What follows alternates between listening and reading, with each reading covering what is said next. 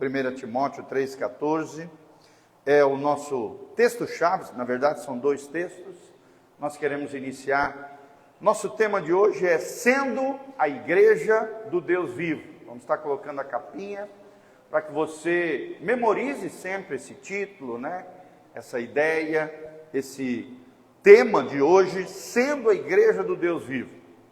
E nós teremos como verdade principal, compreendemos que a noiva de Cristo, que é a igreja, não pode ser mundana, ela deve se santificar, pois ela é guardiã da verdade revelada, ou seja, da palavra de Deus, e as suas vestes devem se manter imaculadas, sem mancha, sem mácula, para as bodas do Cordeiro, logo após a volta de Jesus. Nós vamos aprender que Deus é um ser pessoal, que intervém no curso da história do ser humano.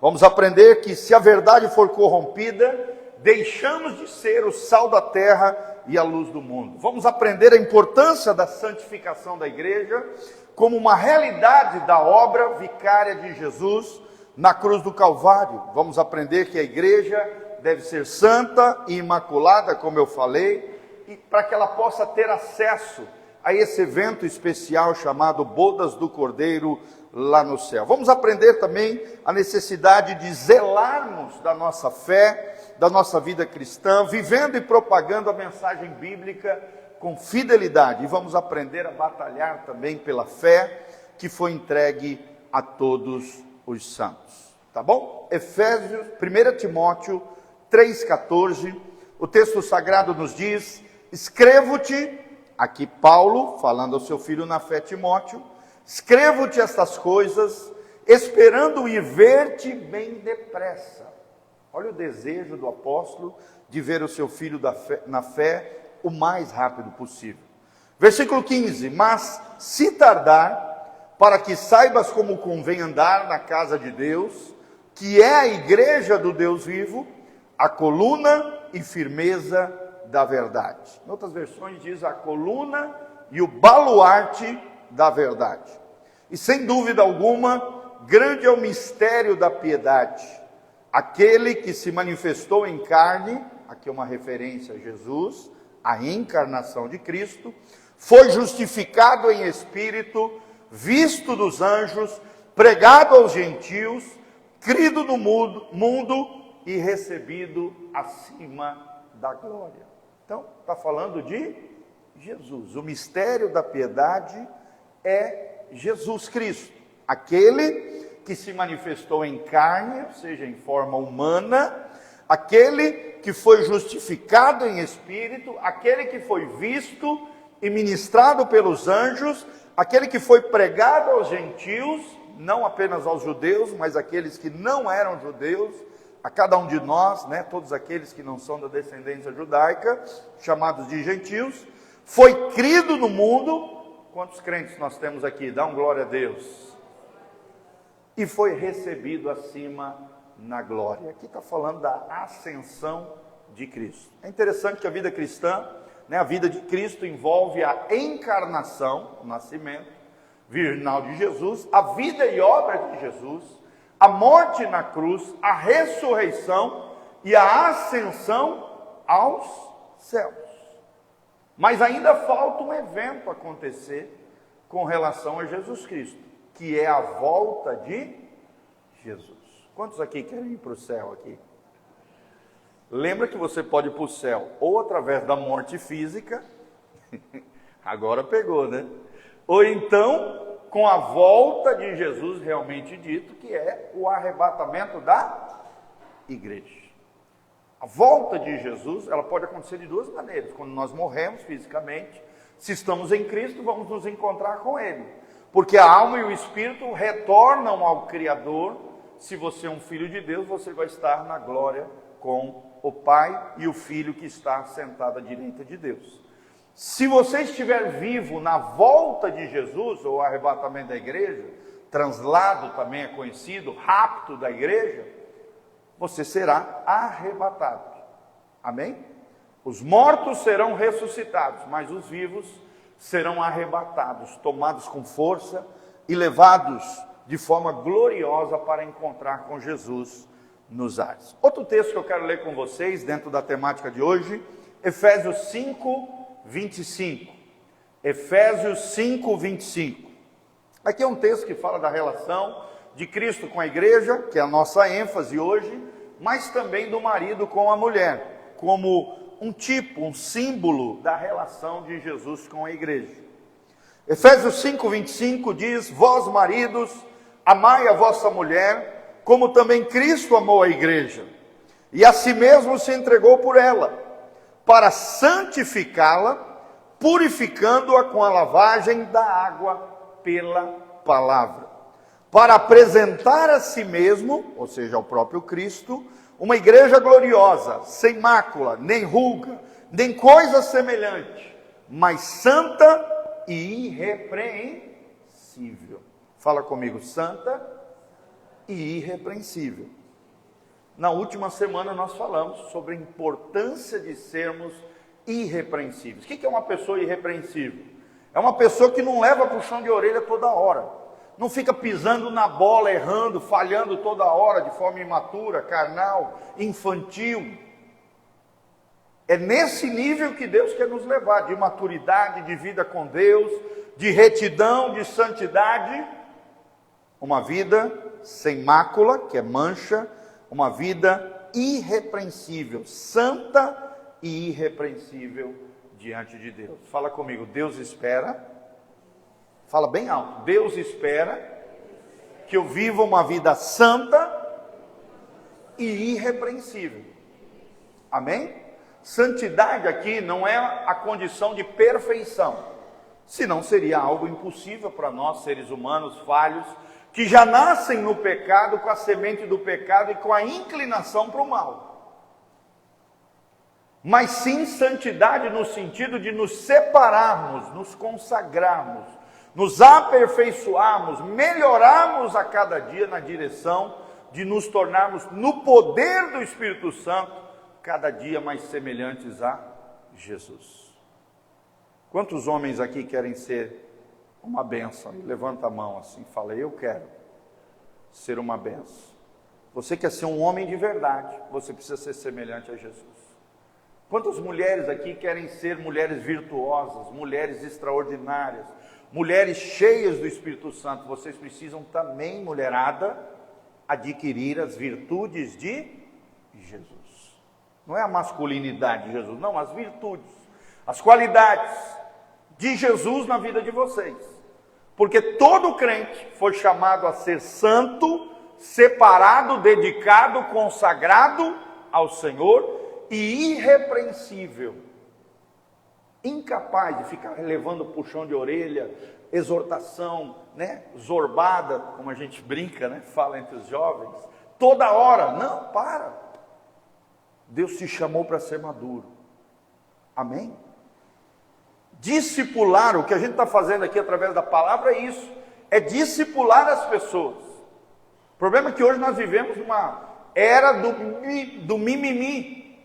As pessoas se ofendem por qualquer coisinha, sim ou não? As pessoas trocam as coisas de Deus por qualquer coisa. Como foi falado pela Leia, muitas vezes Deus está lá no final da fila. Elas querem tudo menos a presença de Deus. Infelizmente, gente, cada vez está mais escasso, cada vez o amor tem se esfriado e o pecado tem se multiplicado na vida das pessoas. Sim ou não? Mas eu e você seremos santos e irrepreensíveis diante de Deus em amor. Amém? Então, santidade não é perfeição, é separação. 32, grande é este mistério, ou seja, o mistério da igreja de Jesus, digo, porém, a respeito de Cristo e da igreja. Então, aqui em Efésios 5, de 25 até o 32, 25 a 27, e o último versículo, 32, é uma referência da relação entre Cristo e a igreja, que é o que nós estamos falando hoje, sendo a igreja do Deus vivo. Como é que eu e você podemos ser a igreja do Deus vivo? Será que nós entendemos e compreendemos qual é o nosso papel como igreja? Será que temos vivido como verdadeiros crentes, cheios do Espírito Santo? homens e mulheres comprometidos com Deus, com as coisas de Deus, assim como foi bem falado pela Leia, buscando a boa parte, que é estar aos pés de Jesus, viver na presença de Deus. Então, o objetivo do nosso estudo hoje, dessa ministração, dessa pregação, é explicar a natureza da igreja de Deus, do Deus vivo. Segundo lugar, é enfatizar o relacionamento de Cristo com a igreja por meio da santificação. Porque a Bíblia diz: sem santidade ninguém verá o Senhor. Em terceiro lugar, nós vamos elencar e ensinar quais são as armas da igreja do Deus vivo. É isso que nós queremos, com a graça de Deus, ensinar aos irmãos. Amém? Nós temos visto os efeitos do mundanismo, são percebidos quando a igreja deixa de ser pautada pelos valores da fé e da palavra de Deus. Infelizmente, nós não estamos imunes à influência da sociedade. Uma sociedade salpicada pelo pecado, nociva. Então nós vamos abordar isso, Cristo, a igreja, quais são as armas, o que é, a importância da igreja local. E a proposta nossa é justamente essa, chamar a sua, minha atenção, de como nos tornarmos uma igreja santa e irrepreensível, coluna e baluarte da verdade. Então, em primeiro lugar, gente, a natureza da igreja. Qual é a natureza da igreja? Do que é feita a igreja? Qual é a essência da igreja de Jesus? Em primeiro lugar, a Bíblia diz que a igreja de Jesus, que não é o auditório, não é uma estrutura material feita de cimento, concreto, nada disso, gente. Igreja somos nós. Amém? Eu me lembro desde pequenininho, quando a gente falava: pai, eu estou indo para a igreja. O meu pai já vivia essa visão, né, da restauração, sempre dizia, puxava a orelha nossa, e dizia: filho, você não vai para a igreja, você é a igreja. Vamos falar junto? Eu não vou para a igreja, eu sou a igreja. É claro que é importante esse prédio, essa estrutura, né, toda a parte de equipamento, tudo isso é muito importante, gente, mas não é o mais importante. Nada disso serviria se não houvessem pessoas aqui cheias do Espírito Santo de Deus. Amém? Coloca a mãozinha no seu coraçãozinho e fala: eu sou a igreja do Deus vivo. A grande pergunta é essa: será que nós temos sido a igreja do Deus vivo? Será que nós temos feito a diferença na nossa geração? E a primeira verdade que aprendemos sobre a natureza da igreja do Deus vivo é que nós somos a casa do Deus vivo. Eu e você somos a casa do Deus vivo. Aqui o apóstolo Paulo, nesses dois textos que lemos, Efésios e 1 Timóteo, ele orienta Timóteo, seu filho na fé, a como andar na casa de Deus. O que é a igreja do Deus vivo? E a expressão casa de Deus foi emprestada lá do Antigo Testamento, onde o termo frequentemente é usado como a casa do Senhor. O uso original dessa expressão refere-se ao templo, mas o complemento é que eu e você somos a igreja do Deus vivo.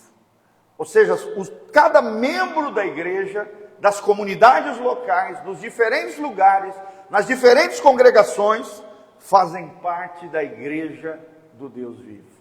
Amém? Fala comigo: eu faço parte, pela fé, da igreja do Deus vivo. Então, casa de Deus é isso, é o conjunto de membros da igreja. Os discípulos de Jesus. O apóstolo ainda usa também os vocábulos, às vezes, domésticos da fé, se referindo à família, membros, integrantes da comunidade da fé. Paulo, às vezes, usa o termo também família de Deus, porque a igreja precisa ser uma família, e não qualquer família, mas a família de Deus.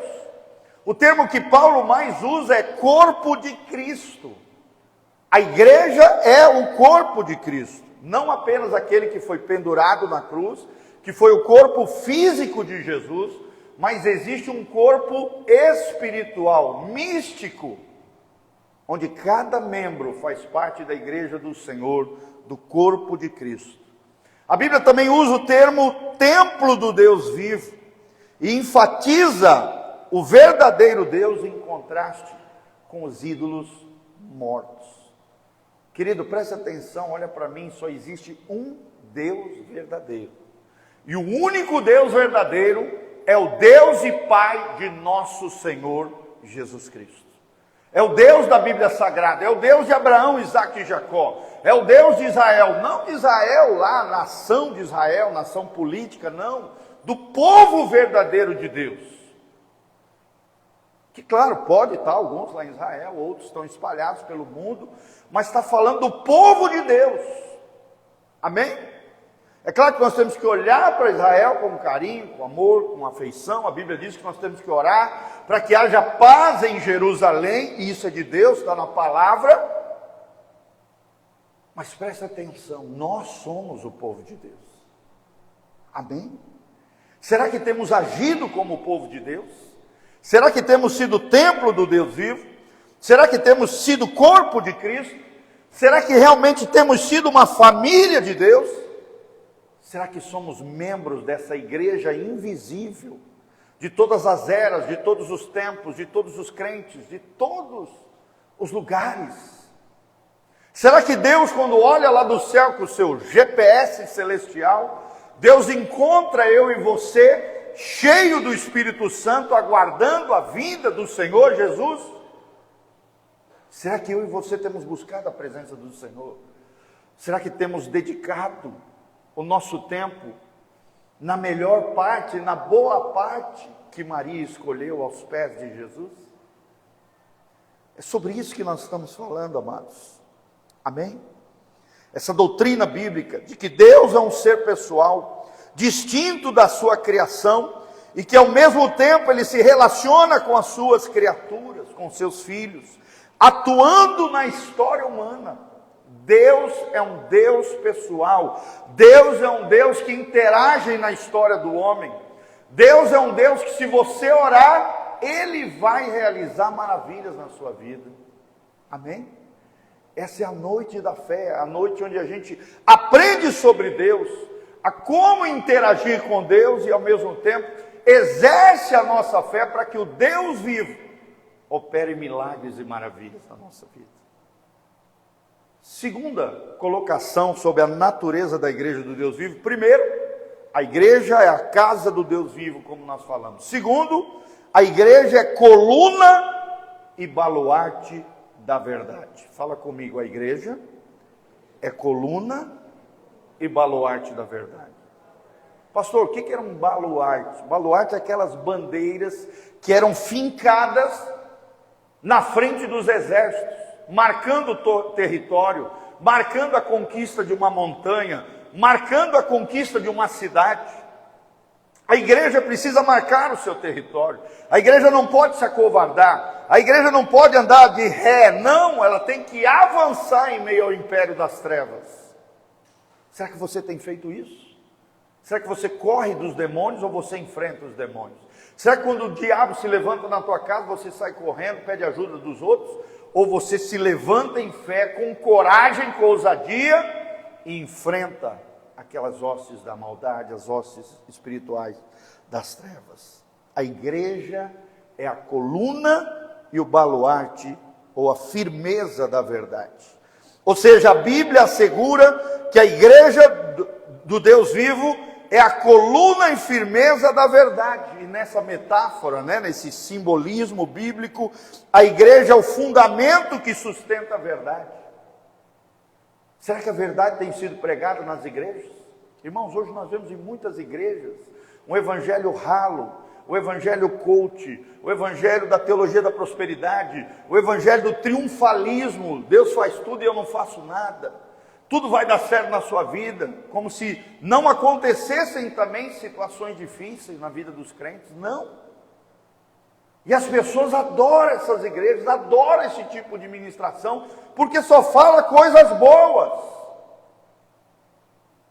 Não que não haja coisas boas no evangelho, é claro que há muito mais coisas boas do que coisas ruins, amém?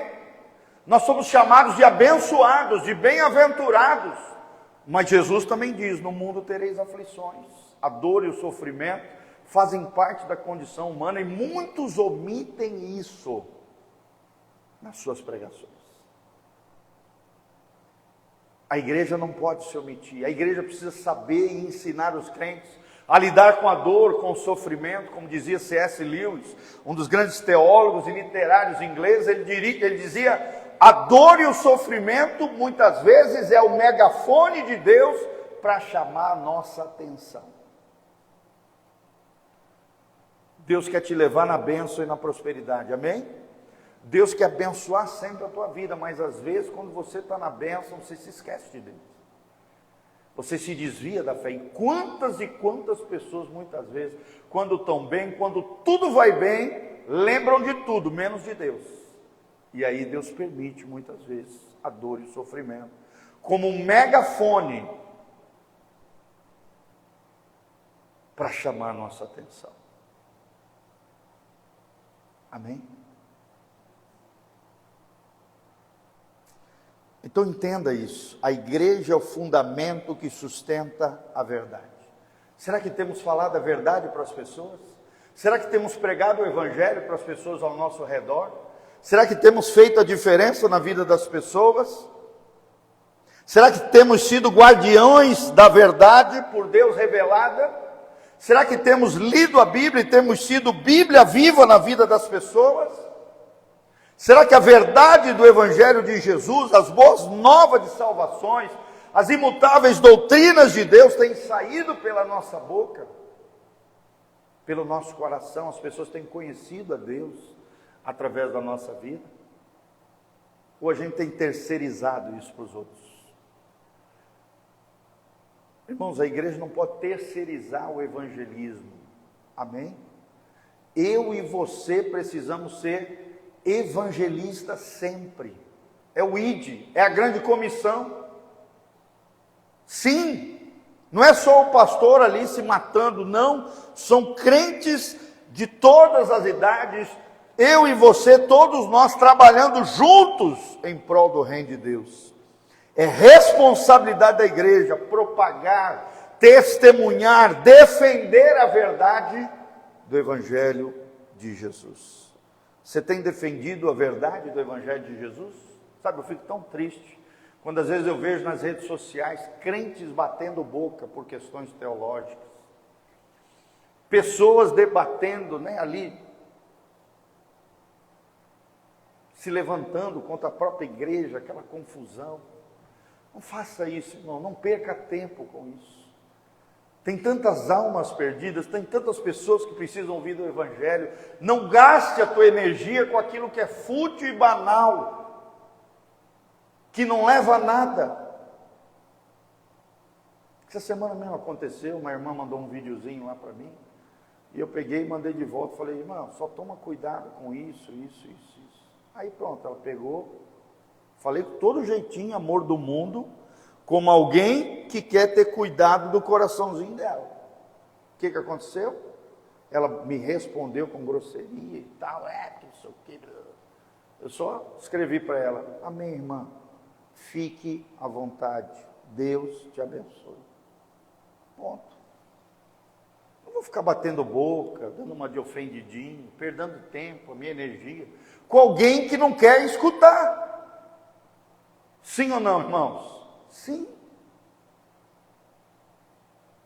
Então não faça isso. Amém? Gaste energia com aquilo que realmente é importante. Quantas e quantas pessoas perdendo tempo com coisas fúteis e banais, em vez de ser coluna e baluarte da verdade. Então, desse modo, como temos aprendido, no zelo pela verdade, os líderes da igreja devem ser irrepreensíveis, capazes de repudiar falsos mestres e suas heresias dentro das comunidades. É claro, a verdade do Evangelho, se a verdade do Evangelho for corrompida, então a igreja deixa de ser o sal da terra e a luz do mundo. Sim, temos que nos posicionar, amém? Proteger o rebanho contra aqueles que muitas vezes se infiltram aqui, querendo saquear as ovelhas do Senhor Jesus. E, infelizmente, às vezes tem pessoas, falsos crentes, né? Lobos travestidos de ovelha. Sim, a gente tem que estar atento, um ajudar o outro. A gente tem que ter uma boa comunicação aqui dentro. Quando alguém chegar com qualquer papo estranho, esquisito, traga para o pastor para a gente ver o que está acontecendo. E tome cuidado, gente, foi o que eu quis falar para a irmãzinha. Tome cuidado com a internet, ao mesmo tempo tem muita coisa boa, maravilhosa, pregações maravilhosas, tem muito lixo também. Muita erva daninha, muita heresia, muito ensinamento errado. Qualquer dúvida, traga para a gente te orientar. E siga a orientação do pastor, que quer o seu bem. Amém? Coloca a mãozinha no seu coração e fala: o meu pastor quer o meu bem, não o meu mal. Irmãos, nós queremos o bem de vocês. Nós queremos ter vocês lá no céu com a gente. Estava ensinando um jovem esses dias, falando para ele: cara, o problema da vida pastoral é isso, a gente orienta, fala com todo cuidado, com todo amor do mundo, mas tem gente que não quer ouvir a gente não consegue pastorear, são os impastoreáveis, a gente não consegue discipular, por isso a pessoa não evolui, ela involui, e o diabo se aproveita do orgulho, da soberba, da arrogância no coração das pessoas, e daqui a pouco a pessoa acha que, vê uns videozinhos na internet, acha que sabe mais do que o pastor, que ficou anos estudando para poder orientar você. Vocês estão entendendo, gente? Então tome cuidado com isso. Se a verdade do Evangelho for corrompida, a igreja deixa de ser o sal da terra e a luz do mundo. Os líderes da igreja devem ser irrepreensíveis, corretos, honestos, éticos e capazes de repudiar falsos mestres, lobos vorazes com as suas heresias no seio da igreja. Terceira característica da natureza da igreja é o mistério da piedade. Fala comigo, mistério da piedade. Primeiro nós aprendemos que a igreja é a casa de Deus. Segundo lugar, nós aprendemos que a igreja é coluna e baluarte da verdade. E em terceiro lugar, aprendemos que a igreja é o mistério da piedade. Pastor, como assim? A verdade do Evangelho é personificada numa pessoa. Quem é essa pessoa? Central do Evangelho? Jesus de Nazaré. Eu e você precisamos ser semelhantes a Jesus. Não é o pastor, não é a minha denominação, não é o irmãozinho ali que eu gosto dele, não. Eu e você somos chamados a ser semelhantes a Jesus. É claro que nós também, pastores, temos que ser uma referência de Jesus para vocês, amém? Mas os nossos olhos precisam estar em Cristo. É Ele que é o autor e consumador da nossa fé. É Ele quem é o mistério da piedade, porque a verdade do Evangelho é personificada em Cristo. Coloca lá para nós, João 14,6. João 14,6, olha o que diz. Disse-lhe Jesus: eu sou o caminho, a verdade e a vida. Ninguém vem ao Pai senão por mim. Não é santo nenhum, não é grande personagem da história nenhum, não é líder religioso nenhum, não é uma pessoa estranha, não. O foco da nossa fé precisa ser Jesus. Ele é o caminho, Ele é a verdade, Ele é a vida. Ele é o único mediador entre Deus e os homens. Não é santo nenhum, não é a mãe de Jesus, não. Não é nenhuma entidade, seja de qualquer religião aí de origem, afro, seja da feitiçaria, seja de outras religiões, não. Só existe um caminho ao coração de Deus. Só existe um mediador entre Deus e os homens, é Jesus Cristo. Então aqui nós devemos ter atenção para as palavras mistério e piedade. Mistério sinaliza que a verdade do Evangelho foi revelada aos santos, aos filhos de Deus, aqueles que se separam na presença de Deus. Sim, e a segunda palavra, piedade, retrata a base do cristianismo, que é a fé cristã, também conhecida como vida piedosa. Fala comigo, vida piedosa. O que é a vida piedosa? É a vida consagrada, gente. É a vida em amor, você amando a Deus, amando a si mesmo, obedecendo a Deus e amando o próximo como a você mesmo. Amando a Deus com todo o coração, com toda a alma, com toda a força, com todo o entendimento, mas também obedecendo a Deus em tudo aquilo que Ele pediu para você. Amém? O Evangelho que foi revelado aos santos, mistério. Piedade significa a base do cristianismo, que é a fé cristã. A gente não fica seguindo filosofias humanas. A gente não fica seguindo, ciência A, B, C ou D, não. A gente segue a fé cristã, que é baseada na palavra de Deus. E a palavra de Deus, nós aprendemos nos últimos cultos que eu ministrei, ela é inerrante, infalível e suficiente. Vamos falar junto? Inerrante, infalível e suficiente. Inerrante porque nos seus originais ela não contém erro. Ela é infalível porque ela funciona se você colocar em prática na sua vida. A palavra de Deus, diz Hebreus 4, ela é viva e ela é eficaz. Ela tem a vida de Deus e ela é eficaz porque funciona. E em terceiro lugar, ela é suficiente porque tudo aquilo que o ser humano necessita, quanto à salvação, quanto à caminhada com Deus, ao desenvolvimento da espiritualidade, está contida na Bíblia Sagrada. Amém? Levante a sua Bíblia assim comigo. Assim. Quem tem, né? Porque agora todo mundo está no celular também. Levanta lá no alto assim e fala: Senhor Jesus, obrigado pela tua palavra. Ame a palavra de Deus, gente. Tinha um antigo pastor que me ensinou que se a palavra de Deus não te mudar, não te transformar, nada nem ninguém conseguirá assim fazê-lo. Se a palavra de Deus não transformar você, nada nem ninguém o fará. Por isso que Jesus, o apóstolo Paulo falou ali em Efésios 5, que Cristo lava a sua igreja através da palavra. Nós somos lavados, nós somos purificados pela palavra.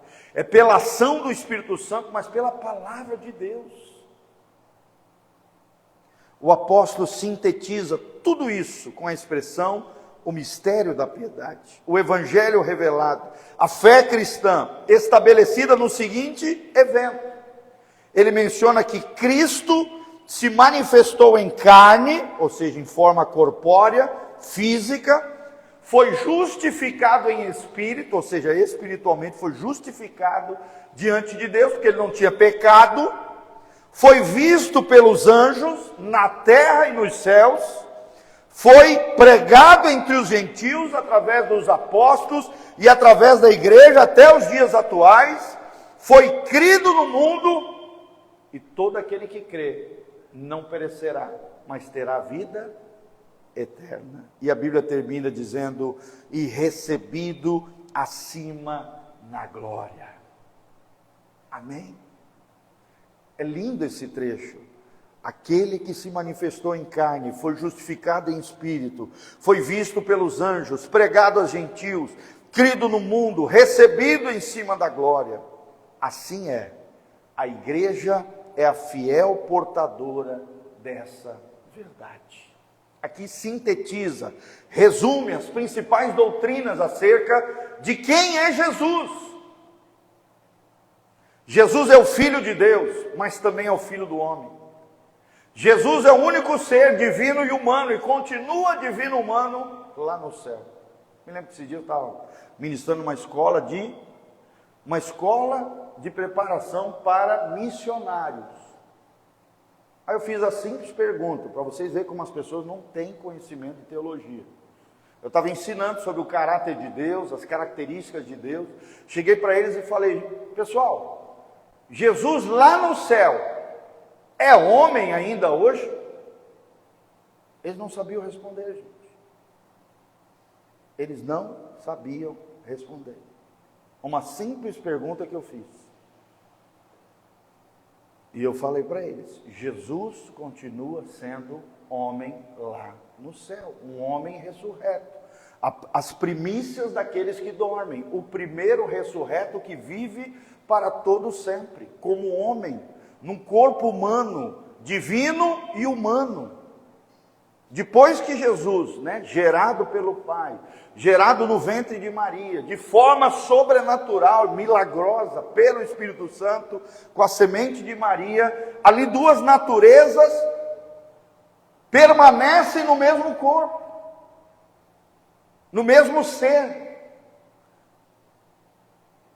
Claro que Jesus morreu na cruz, como ser humano, como corpo físico, mas ressuscitou. E continua sendo humano lá nos céus. Por isso ele é nosso advogado fiel, gente. Tem que ter um ser humano lá no céu, à direita de Deus Pai, intercedendo a nosso favor. Porque ele continua sendo como nós somos, humanos. Só que numa dimensão glorificada, extraordinária, o Cristo ressurreto. Jesus é um modelo daquilo que no futuro nós seremos. Um corpo ressurreto, um corpo glorificado, ou então, se você não morreu, um corpo arrebatado, transladado e transformado pelo poder de Deus. Amém? Quem quer ser arrebatado ou ressuscitado aí, levanta a mão. Você precisa compreender as coisas de Deus. E hoje não está sendo pregado mais essas coisas, gente. Eu fiquei 5 dias naquela escola missionária, ensinando para eles quem era o Deus da Bíblia Sagrada. Como é que eles vão pregar sobre Deus se eles não sabem quem é Deus? Como é que eles vão falar de Deus se eles não sabem quem é o Deus da Bíblia Sagrada?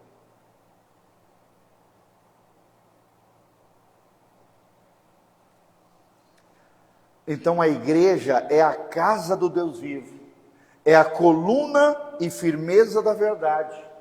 A igreja é a fiel portadora da verdade do Evangelho, ou seja, do mistério da piedade.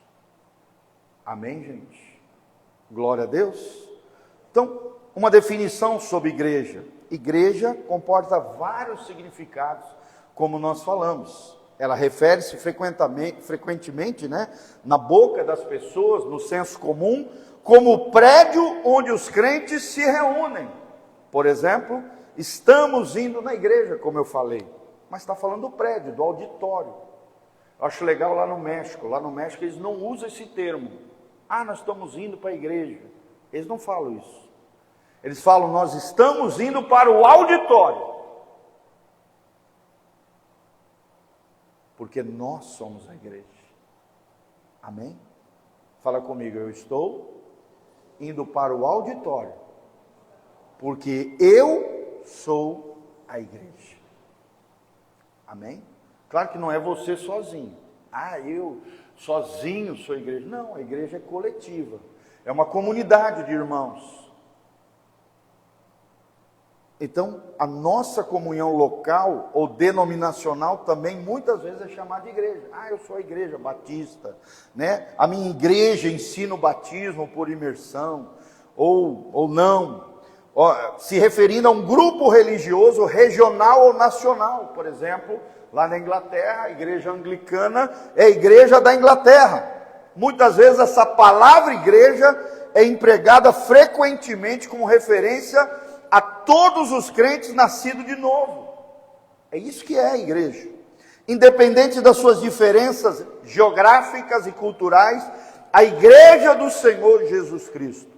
Mas seja como for, o significado bíblico de igreja refere-se primariamente não a instituições, não a culturas, mas sim às pessoas reconciliadas com Deus, mediante a obra salvífica de Jesus, e que agora pertencem a Ele. Amém? Fala comigo: igreja são as pessoas reconciliadas com Deus, mediante a obra salvífica de Jesus Cristo, e que agora pertencem a Ele. Quantos aqui pertencem a Ele? Levanta a mão e fala: eu sou de Jesus. Fala comigo: eu sou a igreja de Jesus. Então vocês entenderam, né? Tem pelo menos esses 3 significados. Igreja como prédio, o auditório. Quando você fala estou indo na igreja, é o prédio, o auditório. Não é o uso mais correto da palavra. Segundo, eu estou indo na igreja batista, igreja anglicana, em termos de instituição e denominação. Mas o uso mais correto é esse terceiro, que nós acabamos de falar junto. A igreja é o grupo de pessoas que foi salvo pela obra de Jesus, de todos os tempos, de todas as eras, que foram lavados pelo sangue de Jesus e que hoje pertencem a Ele. Quando é que você adentra na igreja de Jesus? Quando você nasce de novo. Eu tenho ensinado que a tua entrada no reino de Deus, no reino de Jesus, na igreja do Senhor, não é através do batismo. Tem muita gente que pensa, né? Eu entro na igreja quando me batizo. Não. Você entra na igreja quando você se converte de coração. Conversão, regeneração ou novo nascimento. Quando você se batiza, você sela essa aliança com Deus publicamente diante da igreja local da qual você faz parte. Amém? Glória a Deus. É importante o batismo, gente? Sim ou não? Por isso você que quer se batizar, não se procure. Dê o seu nome para a Betinha, nossa secretária ali, fala com ela. Dê o seu nome, nós vamos entrar em contato com você, nós vamos fazer um discipulado pessoal para você se batizar. Para você se aliançar com Deus na comunidade local, na igreja local que você faz parte, a igreja Casa na Rocha. Amém? Nós vamos te acompanhar, nós vamos ver como é que está a tua vida, se você já está preparado, se a tua conversão realmente é real. Vamos te ensinar o que significa o batismo, os primeiros passos da fé cristã, o que Deus espera de você como discípulo de Jesus. E aí então, se nós percebemos que você tem essa convicção, essa aliança com Deus, você, no momento propício, é batizado. Amém? Quantos aqui são batizados? Levanta a mão. Todos nós precisamos ser batizados, gente. Tem muita gente que espera tudo estar perfeito na sua vida para se batizar. Não é assim. Ai, pastor, mas por que você não batiza, irmão? Porque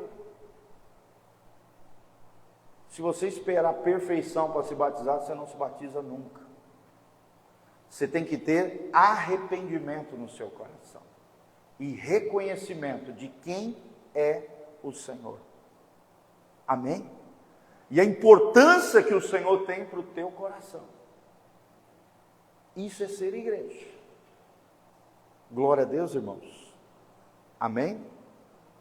Então nós vamos parar por aqui, num outro momento vamos continuar. Amém? Hoje falamos apenas do primeiro ponto que nós ensinamos hoje sobre o tema. Qual é o nosso tema? Sendo a igreja do Deus vivo. Nós aprendemos sobre a natureza da igreja do Deus vivo. Fala comigo: a casa de Deus, coluna e baluarte da verdade e o mistério da piedade. Você, como a igreja, tem que ser as 3 coisas: a casa de Deus, coluna e baluarte da verdade e o mistério da piedade, ou seja, uma personificação de Jesus aqui, agora. Você precisa ser semelhante àquele que te salvou e que é o teu Senhor, pregando Ele em todo tempo e em todo lugar. Amém? Vamos ficar de pé, queridos. Feche os seus olhos diante do Senhor, que a graça e a paz de Deus venham sobre a tua vida. Aleluia. Queria que vocês dessem as mãos aí uns para os outros. Dê a mão para o irmão que está pertinho de você. Vamos terminar orando uns pelos outros, dentro das suas necessidades. Eu queria que você fechasse seus olhos agora, desse a mão para o seu irmão e ao mesmo tempo apresentasse a sua vida diante de Deus e clamasse ao Senhor pela vida do seu irmão.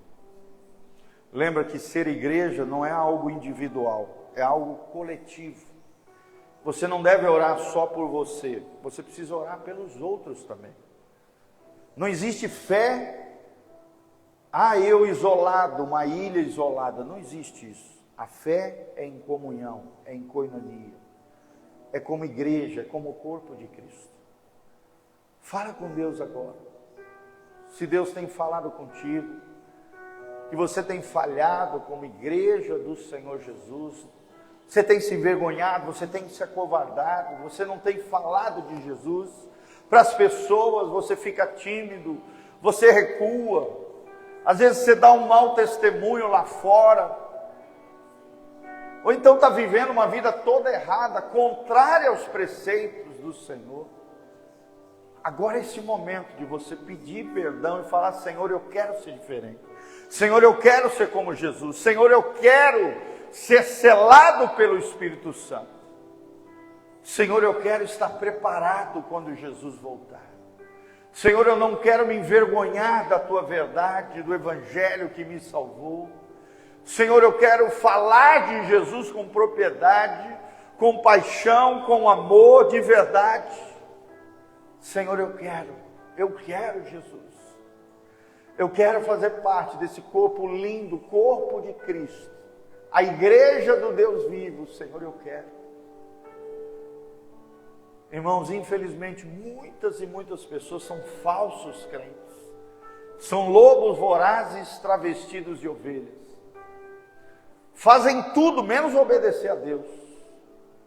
Dizem que vivem a vida da fé, mas a sua vida não tem nada a ver com a fé bíblica. Agora é um momento de arrependimento, de quebrantamento, de conserto com Deus. Com certeza o Espírito Santo vai te convencer do pecado, da justiça, do juízo, do que precisa mudar na sua vida, de áreas que precisam ser rendidas ao Senhor, áreas que precisam de conserto na sua vida. Peça ajuda do Senhor, peça ajuda de Deus.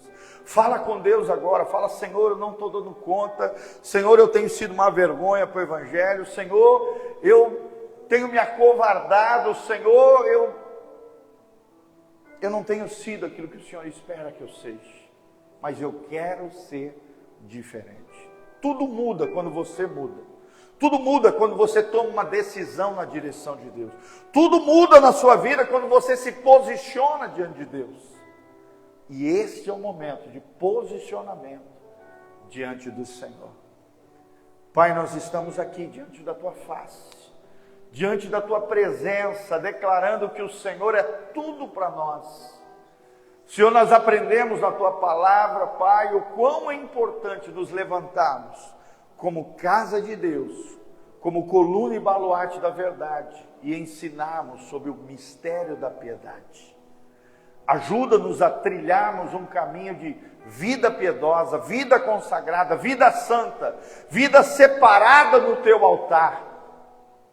Senhor, nos alinha com o céu, conserta a nossa vida, apruma o nosso coração com o Teu coração, Senhor. Nos restaura, nos renova, nos liberta de todo embaraço, de todo atavio, de tudo aquilo que impede o fluir do Senhor, a graça de Deus sobre a nossa vida. Senhor, tira da nossa vida tudo aquilo que, ó Deus, nos atrapalha de caminharmos contigo.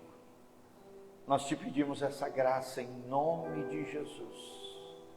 Em nome de Jesus. Vamos cantar essa canção linda que a Júlia vai ministrar para você, que fala sobre a importância de andarmos juntos como igreja.